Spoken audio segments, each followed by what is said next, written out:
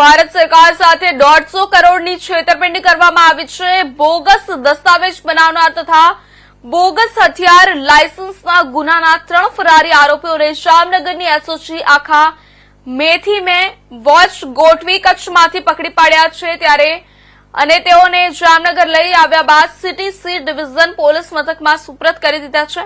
જેમાં આરોપીઓએ ફરિયાદી તથા કાયદાથી સ્થાપિત ભારત સરકાર સાથે વિશ્વાસઘાત છેતરપિંડી કરી ગંભીર ગુનો આચરેલો હોવાથી અને આરોપીઓ ગુનો કરી નાસી ગયા હતા।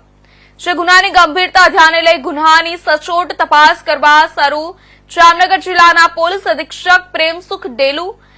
એ એક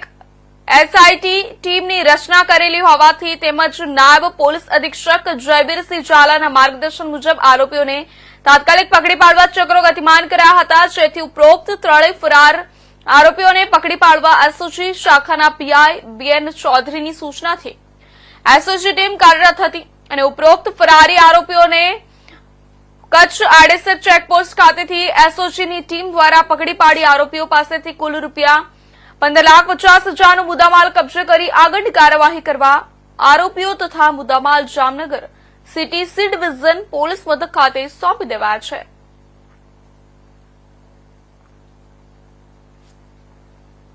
સી ડિવિઝન પોલીસ સ્ટેશનમાં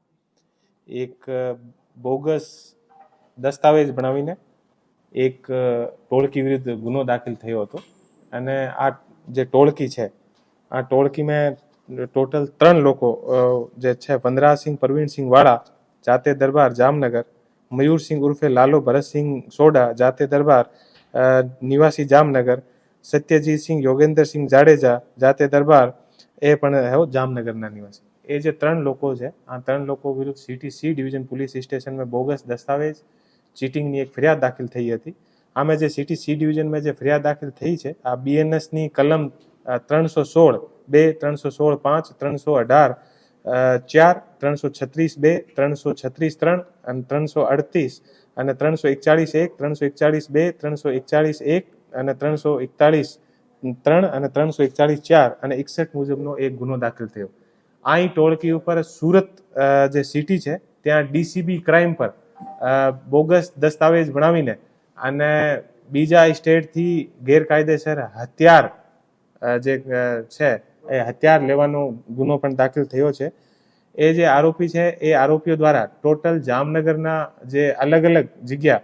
82 પેઢી આપને ટોટલ બનાવવામાં આવેલ હતી અને આ 82 પેઢીમાંથી મેન જે 3 પેઢી છે આ 3 પેઢીનું નામ છે મિત એન્ટરપ્રાઇઝેસ, મયુર એન્ટરપ્રાઇઝેસ અને